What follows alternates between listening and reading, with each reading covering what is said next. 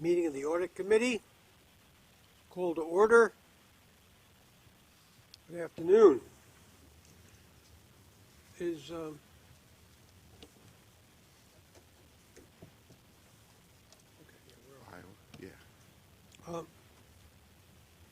I understand there are no public speakers. Is that accurate? Yes.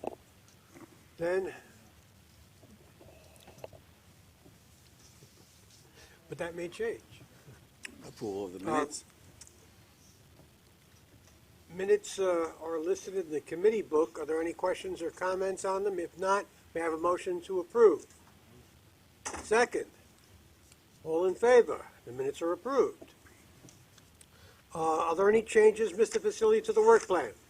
Nope, there are no changes to the work plan. The agenda for the next meeting will be in April and will include Deloitte's review of the results of the audit of the 2015 financial statements, as well as financial management's review of the MTA consolidated financial statements. And then there will also be a briefing on the financial interest reports. And again, we'll have an update from DDCR on activities in their department. And finally, we'll have the general counsels will come up and talk about the litigation as well. Then would you take us to the next steps of the meeting? Sure. We'll have Mike Fritz come up, Deloitte, and we'll talk about the independent audits review report for the third quarter, 2015. And we have Mike Fritz here. Mike, just introduce your team to the committee. Sure. Good afternoon. My name is Mike Fritz. I'm the lead client service partner. To my immediate right is Glenn Friedrich, who is the partner that works with me. I have Mike Malloy as well, who works with me on the review as well as the pension plan reports. Go ahead, Mike. The first item to bring to your attention is the results of the review of the third quarter financial statements. As you know, we do this on a quarterly basis. We are looking for unusual significant fluctuations. We're making inquiries as to any significant changes in account balances and things of that matter.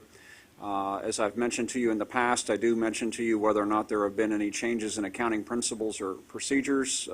There were no changes in any accounting principles in these financial statements. We do look at management's estimates as it relates to significant liabilities, such as workers' compensation, things of that matter. We agreed with the estimates that were used in these interim financial statements. There were no adjustments to the financial statements as a result of our review, and upon your acceptance, we would be ready to issue this review report. And Pat, you have anything to say about the third quarter financial statements? Yes, the only thing I want to point out is that in the third quarter financials, we did make an adjustment for workman's comp and third-party claims liability. So we did make a $283 million adjustment based upon the actuary report that came in December. So that's in these numbers. We accrued it, and it'll come through in the financial plan in the final numbers for the year. That's correct, right? Yeah. Does that require us to make any restatements in our? No, they're in these numbers. So Okay. right. So with that, we need a vote to accept the third quarter financial statements. Is there a motion? Second. Questions or comments? All in favor? Good. Motion's approved. We'll stay with Mike Fritz, and we'll go over the 2014 pension audits. Mike? Okay, thank you. The primary purpose of today is to go over the pension reports and the defined contribution 401k reports as well. You would have received those electronically. They are included in your package. Today we handed out a written report of our standard communications to you as auditors, and I'm going to go through in a high level the results of that work from that standpoint. We did conduct the audits in accordance with generally accepted accounting or auditing standards. As I mentioned before, it included the defined benefit pension plan for the MTA Deferred Compensation Program, the Long Island Railroad Company plan for additional pensions, the Metro North Commuter Railroad Company cash balance plan, the MABSTOA Operating Authority pension plan, the Metropolitan Transportation Authority Retiree Welfare Benefit Plan. All of those reports are as of December 31st, 2014. And our audit report will be dated as of today. As a part of that, we are looking again at auditing principles and accounting principles as it relates to those financial statements. As I mentioned to you in a previous meeting, the defined benefit plans have adopted GASB Statement Number 67, which is a new method of recording the actuarial liability. That's important for you to know because this will be the starting point of some of the liability that will be recorded in your December 31st, 2015 MTA financial statements. There's also some multi-employer plan information that will come in from NILers and NICers to be added to your liabilities on your financial statements. But again, the actuarial liability will now be recorded in your financial statements as of December 31st, 2015. In terms of the actual financial statements themselves, the pension plan financial statements, the significant estimate is that actuarial liability. We are testing the demographic census data of your employees. We are looking at the actuarial assumptions. We are testing the fair value of the financial statements, basically the investments in those financial statements, that being the largest asset that you have. And all of those items, again, were recorded by management, and there were no adjustments to those financial statements, nor did we have any past adjustments to those financial statements. In terms of significant accounting policies, I mentioned to you the only thing that changed was the actuarial methodology that was used in those. The main thing for you to understand is that there's a 7% long-term investment return. That's in accordance with the historic return that you have received on those investments in the past, and that's what the actuary then used to discount the pension liability that's included in these financial statements. We had no significant difficulties in performing the audit, and included in our package to you is the management representation letters that relate to those financial statements. As it relates to the defined benefit plans, I'd just like to highlight a couple of items for you. For instance, the Long Island Railroad plan has $814.7 million of assets, a net position, which is in essence its assets less its liabilities, of $782 million. And the pension liability for that plan is $1.6 billion, so you're 48% funded if you look at the assets to the liability that you have. In terms of the MTA defined benefit plan, you have $3.2 billion of assets, $3 billion of a net position or a fund balance in that plan. The pension liability calculated by the actuary was $4 billion. And you're 74.77% funded as it relates to that plan. MABSTOA, $2.3 billion of assets, 2.265 net position, a pension liability of $3.3 billion, and you're 68% funded in that plan. And lastly, the Metro North Cash Balance Plan, $719,000 of assets, $719,000 of a net position, and a pension liability of $710,000, so you're 98% funded. If I compare the funding percentages this year to last year, all four plans had a significant increase in their funding. For instance, when I mentioned the 48.8% for the Long Island Railroad plan, it was 31% the prior year. The MTA defined benefit plan increased from 72% to 74% funding. The MABSTOA plan, 65% to 68% this year, and then you went 97 to 98%. So you did have some improvement in your funding. Most of that's relating to investment return, but you did make some additional contributions to those plans. So if you were to compare, again, those assets and liabilities, that's the net liability that will then be recorded in your financial statements at the MTA level in the current year. Be glad to answer any questions. Any questions from the committee? Pat, would you like to say anything about the pension audits? Or? No, I think Mike did a good job. I mean, the big change was implementing GASB 67, and it's a lot more disclosure in our financial statements now. Yes. Okay. Set forward any benchmarks? I'm sorry, in terms of benchmarks of your percentage funding? Correct. From my experience, plans that are, I see a lot of plans that are well-funded being in that 70% and up. So 3 of the plans I think are it would be within benchmark. You have the one plan that's 48% funded. That's a little less than what I've seen typically, but, if you're in the 70, 80%, you're in fairly good shape from that perspective, from my own personal experience. And I don't know if Bob or Pat has any other thing to add from that.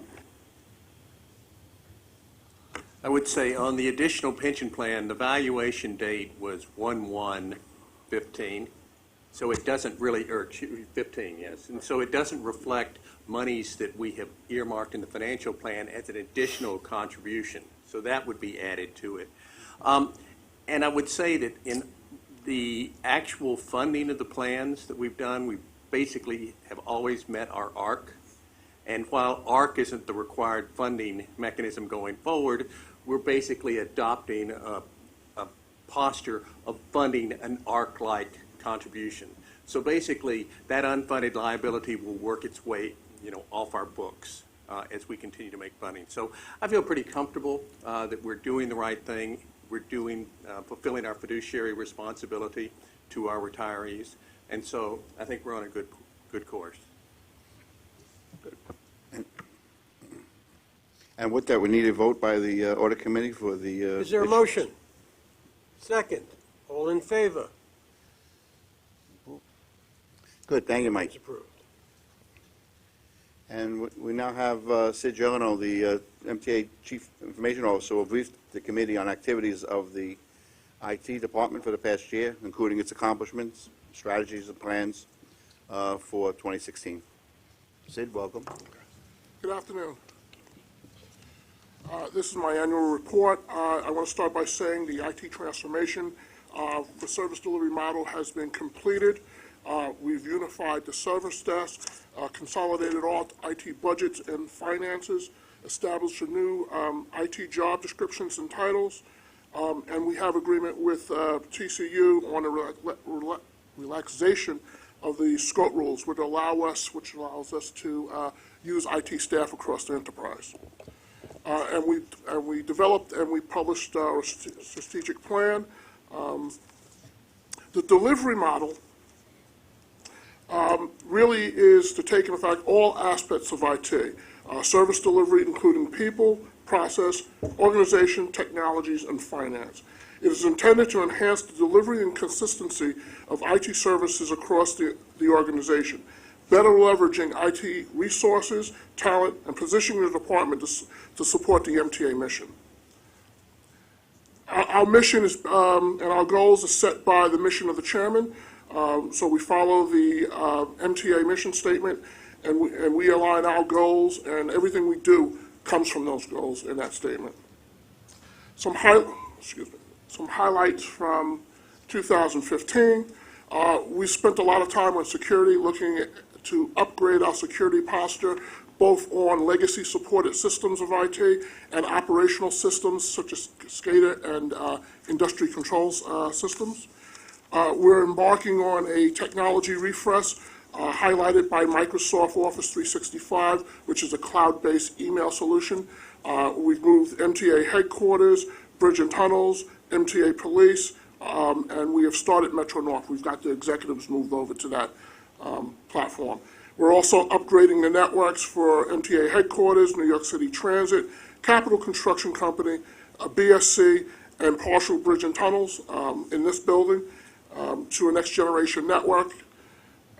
And we're also in the process of upgrading our desktop solutions either to Win 7 or Win 10 or thin client with a ratio of about 60-40% in favor of thin client, which will give us more mobility in disaster recovery situations, and it's a very much more secure technology. On the customer service side, we've made improvements to MTA.info, and we work with outside developers and offer the data that we can to them for developing of outside applications.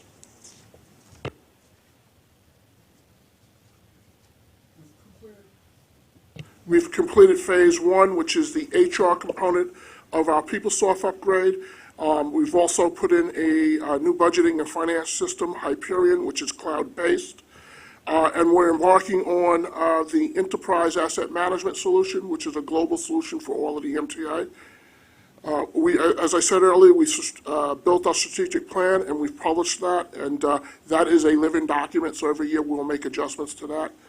And our project governance, we've put in place, we put a formal PMO office, and all our large-scale projects run through that, and they have their own project life cycle, and we've got that project manager rigor that we need to successfully complete these projects. Some key challenges, and there are challenges, is for us to be able to efficiently and timely deliver desktop services to our clients. We support about 26,000 desktops across the enterprise, and so we struggle with that. We take record numbers of calls into our service desk, and we're trying to move our model to more of a self-service type model to eliminate some of the calls at the service desk, simple things like password resets and workflow for accounts. Spending priorities. Through the governance model, we manage how we spend projects. We put a great deal of rigor, again, into scoping out the projects and making sure they're approved and making sure they meet the goal of the enterprise. Implementation of technologies and processes.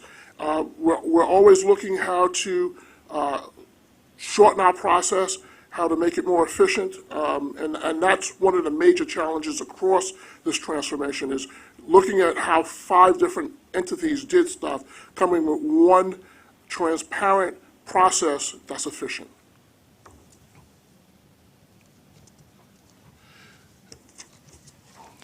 The governance model and the oversight of IT, of course, we've got the Audit Committee and the Finance Committee.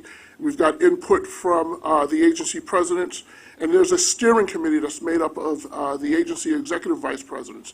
So all our major initiatives go through this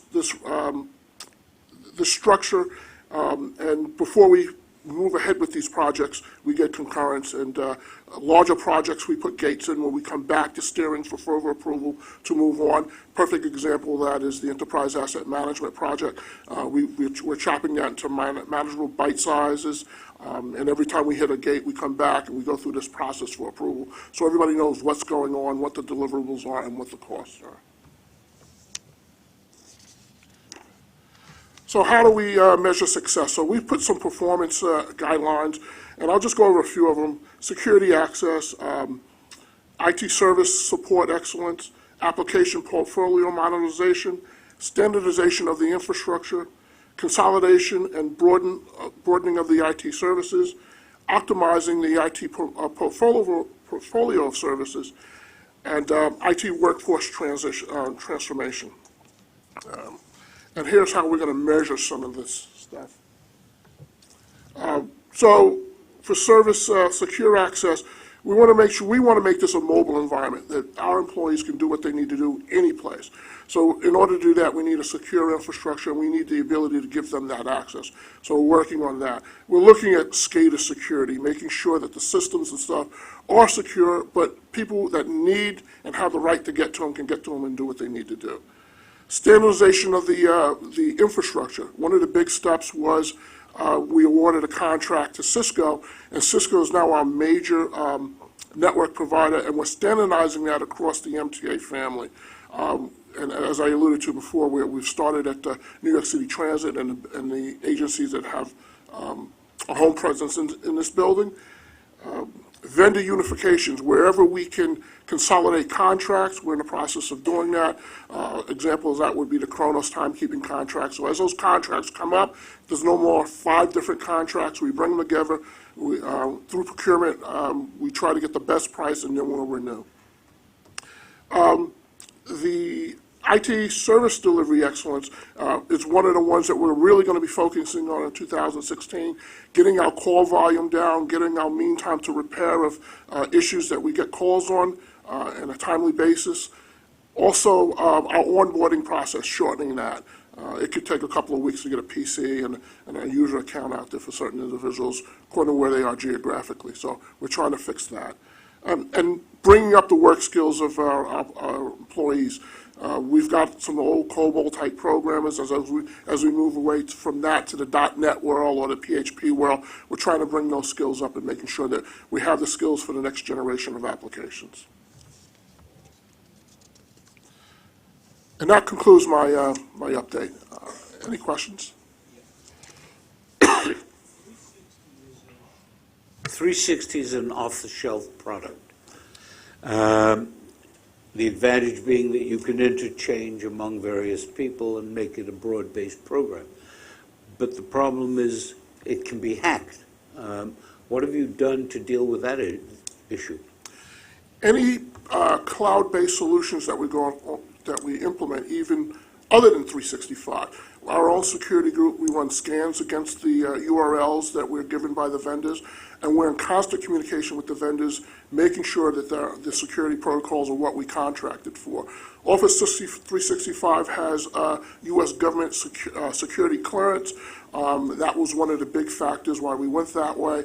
And like I said, we do quarterly or yearly scans to make sure that ourselves, to make sure that the security standards are that we expect to put in place. What's your redundancy? We personally, we put two 10 gig pipes into Microsoft's redundant data centers. So if we lose one, we have another, and 10 gig is more than enough than what we need. So we built in the redundancy connections into Microsoft, and then the internal networks, we have load balances and redundancy throughout the networks to help us get out to the internet. Okay.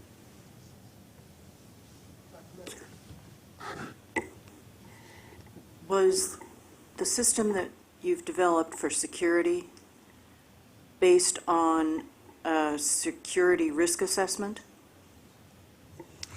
Are you talking about the contract for SCADA, or?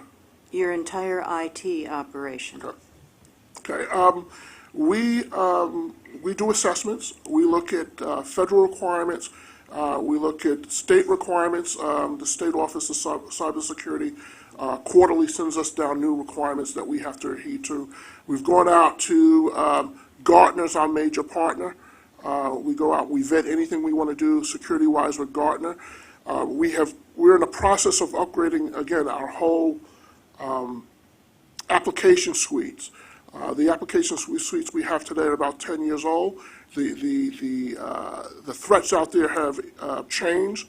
So I don't want to go into names of the products we got, but we've enlisted the help of partners, and we've brought a lot of new products in that we're rolling out. I think I'd be more comfortable addressing this in safety. I have some additional comments, but I think they should go there.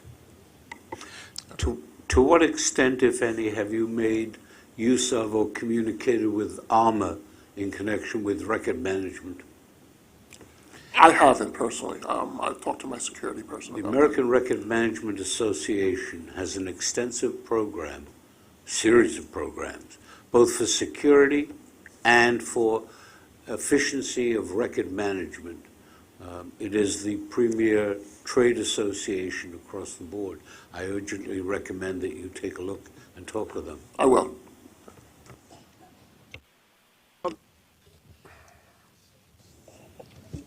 Could you elaborate a little on some of the component parts of business continuity and disaster recovery? All right, so for business continuity and disaster recovery, some of the things that we've done is, first, we've had DVI, an outside corporation, come in and take a look at our 7 major data centers to tell us what it would take us to move us from the existing tier to the next tier for disaster recovery. Most of our data centers are either tier 1 or tier 2, which are the lower level. So we've got a document that tells us the spend. Simple stuff like replacing generators that are aged. Livingston Plaza, there's about a $60 million program that will upgrade the building air conditioning, the data center air conditioning, electrical panels, redundant circuits and stuff like that for disaster recovery purposes. At 2 Broadway, where we've upgraded the air conditioning system, the electrical system, we're looking at the generators now. We are also in the process of working with the state to put a redundant hot site at their Albany facility for our PeopleSoft environment. Some of our timekeeping systems, we're looking at building redundant sites at the These systems run in Livingston Plaza. We will be moving the redundant site to Hillside and Long Island Railroad. So we've got a whole program and a whole group of people with consultants looking at this for us. We've just finished the assessment on the Rail Control Center, and we needed to sit down with Subways to go over what we should be doing in there. But these are data centers that have grown up for over the years. They have all the technology, so we're making educated decisions whether we should upgrade that technology or just combine it into another data center and move to next tier. And your timeline for achieving what you might term adequacy on business recovery? Right. The stance we're taking is to improve the data centers, but we're also looking application by application. So we're doing business impact studies with our customers to say, what is the real recovery time objective? When do you need the system back and running? And when do you think you'll be ready? I mean, your operation will be. That's tough to say right now. I know we're in the planning stages. Again, we're looking applications by application. I would think by the end of 2016, the PeopleSoft environment that disaster recovery site will be moved from Livingston Plaza to the state of New York. I'm hoping by the end of 2016 that we will have our timekeeping system, the UTS, that supports buses and subways at transit, with a redundant site at Hillside and Long Island Railroad. Again, it's case by case. Some of them will be quick fixes, some of them will be longer term. The Livingston Street facility is in close proximity to the Tisch School at NYU, which has an extensive computer program that you may be able to tap into on the arm to get the benefit of their expertise. Okay, we'll look at that. I know when we started this endeavor, we had long conversations with DeWitt about using their facilities, and at the last minute, they backed out, so. You will find a different result at NYU, and if you have a problem, just let me know. Sure will, thank you. Okay. Good, thank you.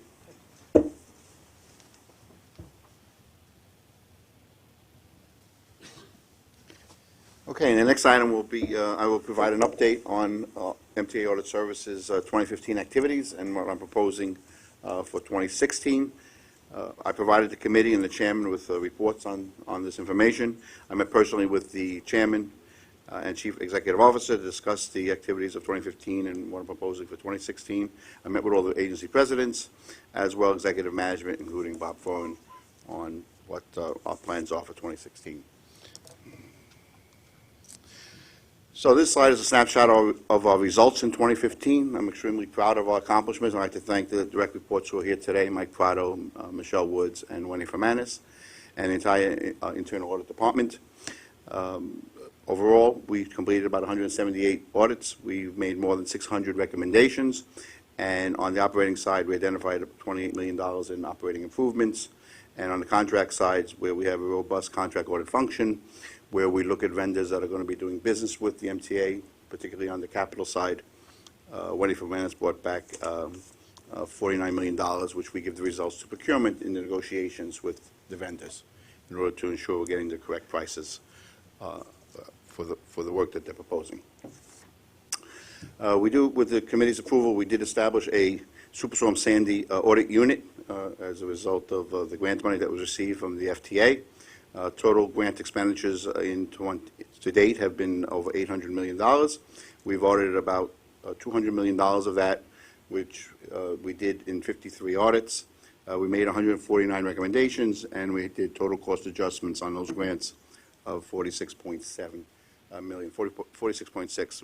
One of the criteria that the FTA had was that unless we did a self-monitoring program, we would not be getting, and the MTA would not be getting any grant money for Sandy unless we did commit to perform those audits, which we have been doing and will do so in the future.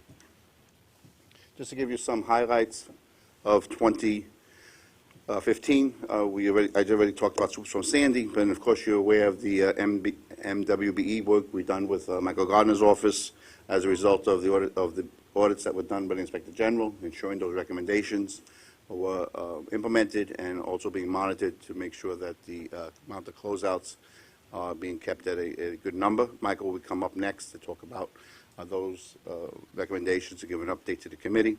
We've been involved with Sid on the PeopleSoft upgrade and the BSC as well with the YL Hilbury. We provide the quality assurance work on the implementation and upgrade of PeopleSoft.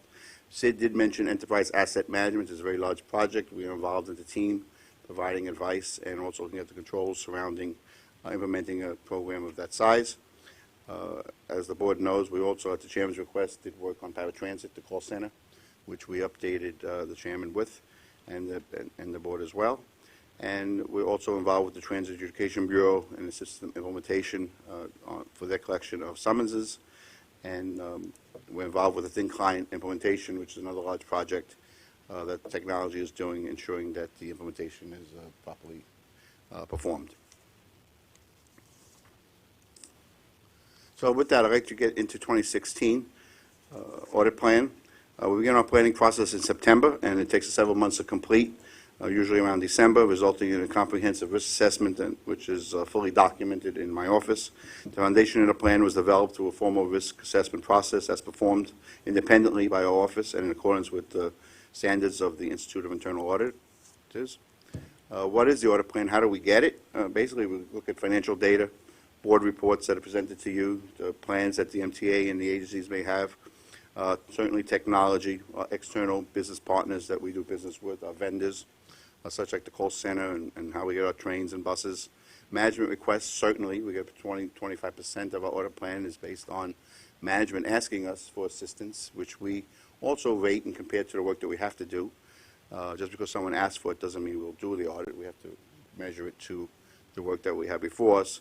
Regulatory mandates such as Sandy, which we look at, and organizational changes in the company as well. So that's how we identify areas for audit. When we do have those areas, then we have to risk rank them.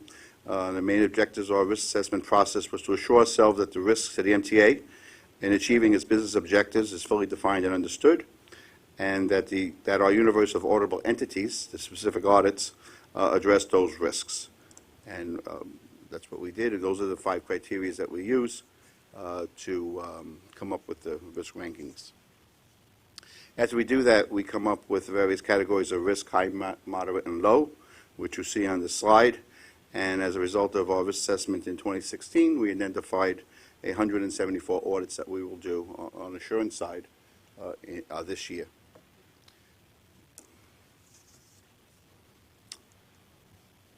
Just to show you, our main challenge is to provide coverage for the MTA and its agencies with that.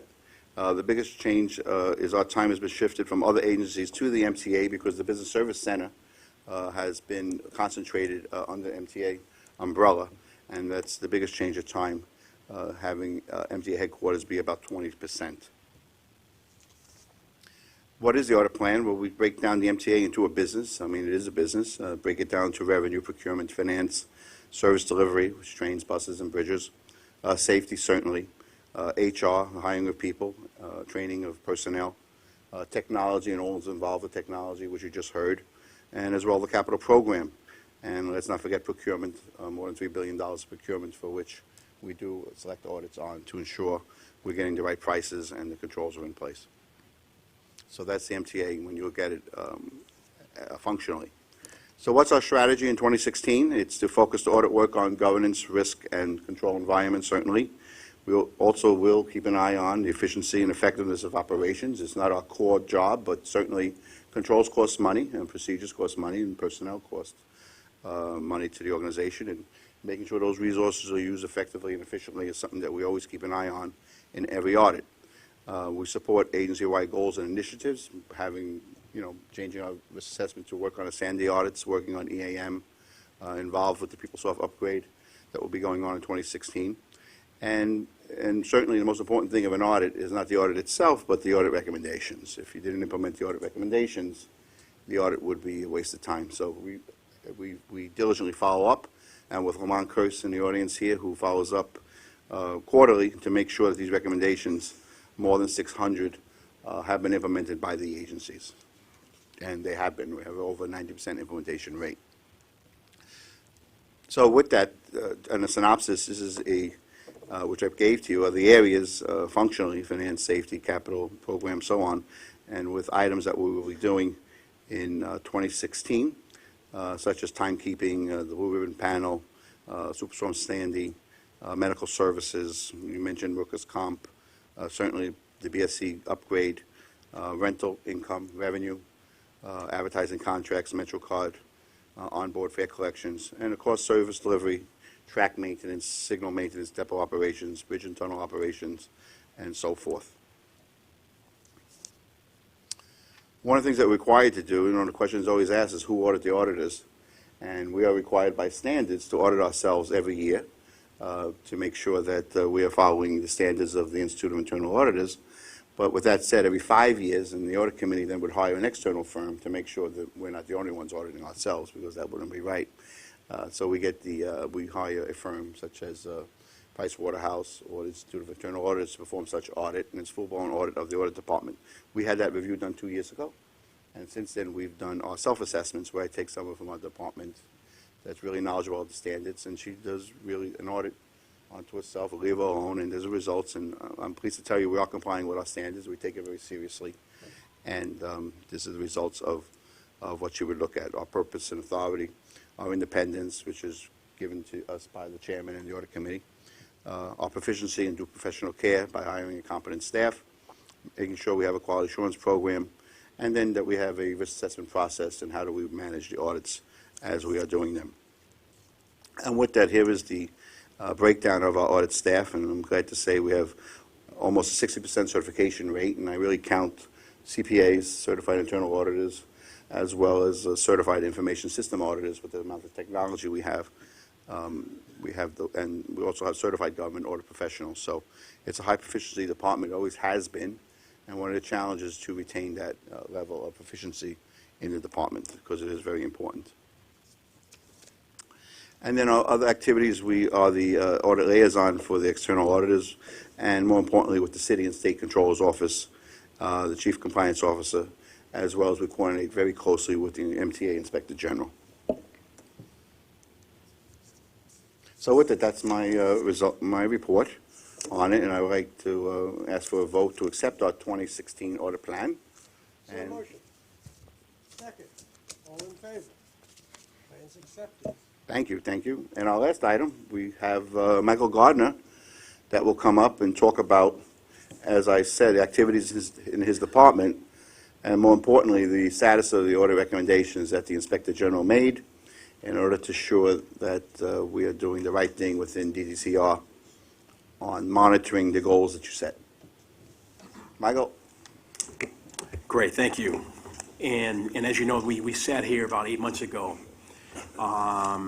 focusing on closeouts and the IG's recommendation. And I want to basically just the page here, out of the 10 recommendations that the IG came back with, 7 have been fully implemented, and three are ongoing. And let me say that we sat here months ago with a backlog of 964 projects that we were in the process of closing out. Let me say that we have closed out 999 projects out of a total of 1,064, and the variance is that those contracts are ongoing, and that could have never been done without having the IG come in. And in fact, I'm looking at this, but also having Mike's staff on loan to us, focusing on closing out these projects. And let me say that DDCR cannot do this alone. It's an institutional approach in which we need to come up with policies with respect to a closeout process. So what we are currently doing right now to avert having me sitting here or someone else sitting here 5 years from now talking about a backlog is that there needs to be a policy set in place, and we are essentially now reaching out to the operating agencies when we're monitoring projects, and when that project gets to the 100% completion mark, we're now asking the agencies to give us their documents so we can effectively close out our projects. And so, but we need to revert back and have an all-agency policy with respect to closeouts. Next page. I'm sorry. Yeah. So this is the chart which shows, I'm sorry. This is the chart which shows our site visits. So we are, all of our managers are mandated to at least perform 8 site visits per month in order to deter MWBE fraud, and also to make sure that the goals that's established are the goals that's going to be achieved. And so, starting in January, starting now, we will be conducting at least 50 site visits per month.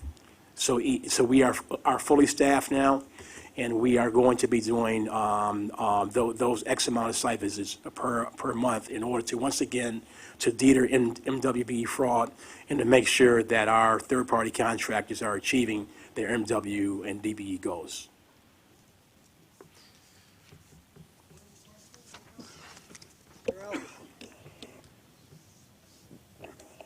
The IG is suggesting that you go around and do these visits? Is that what I heard, or they're just empowering you to do that? It's a recommendation, but it's part of our policies. We are mandated by our own policy to conduct site visits to make sure that the MWBE firms who have been highlighted in subcontracting plans are on site and they are working. And we're taking photographs. We're also looking at documents to make sure that MWDB firms are doing what they should be doing, and according to their certification status. Do you have an agreement with these firms that you can go in unannounced and do these inspections? Or was that an understanding when you took them on as MWD? Whenever we do a site visit, we coordinate that site visit via the operating agency project manager to make sure that all safety issues are eradicated, and to make sure that those MWBE firms who are on site are working in the right certification categories. But his question was, do you have an agreement with the MBWE to audit their information and to audit their activities so that they cannot claim, for example, that you have violated any privacy or other restriction? You have any kind of deal with them in writing? We don't have an agreement, no.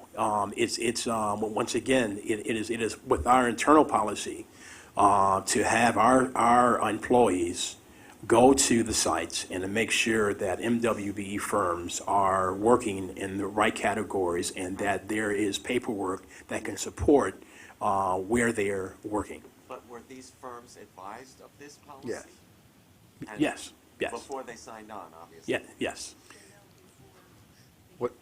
When Michael They- qualifies them, they are told about what the process will be, which includes May I site visits. suggest you review that with Jerry Page, just to make sure that you've crossed your Ts and dotted your Is? Okay. This is usual under monitoring and compliance. I Everybody agree. does The this. question is, I don't need to have somebody objective down the road if we're not covered. Hey, Chuck, if a firm is reluctant to us doing a site visit, that would raise a flag. Sure. Huge. Right. Well, the other part of that, another aspect is that if he then has somebody visit, and he now asks for additional documents of one kind or another, they should be under an obligation in advance to produce those materials if requested. That's what I'm, Him or the IG. As long as they know that going in. all right. And the average MWBE firm, they welcome our site visit because they want to make sure that the general contractor is coming through with what their subcontractor agreement indicates. Can I add something? Many years ago, I was a WBE, and when you enter the program to get certified, it's made very, very clear to you that you're going to be scrutinized on site, potentially, depending upon the work you do, and you have to provide the required paper backup, and you have to produce the documents when people come to you on Is that site. made clear to you in writing, just verbally? I can't remember that far back, but it was all part of the certification.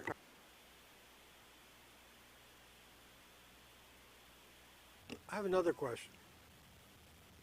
When will this entire system be implemented? That's the, right. The date, we are optimistic that, that by the third quarter of this year, we would have created and also implemented this new system. We are meeting weekly right now with the outside consultant. The issue, or one of the issues is that, that the contract is not being awarded by us, it's being awarded by ESD.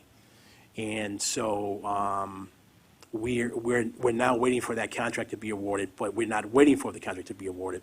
We're meeting every week to make sure that once the contract is assigned, we are that far down the pike. And so to answer your question, I would estimate that by the third quarter of this year, that this B2G system will be up and fully operational. Anything else? And with that closes our audit committee meeting, so you can make a May I have a motion. motion to adjourn? Please. Thank you. Second. All in favor? Thank you. The meeting is adjourned.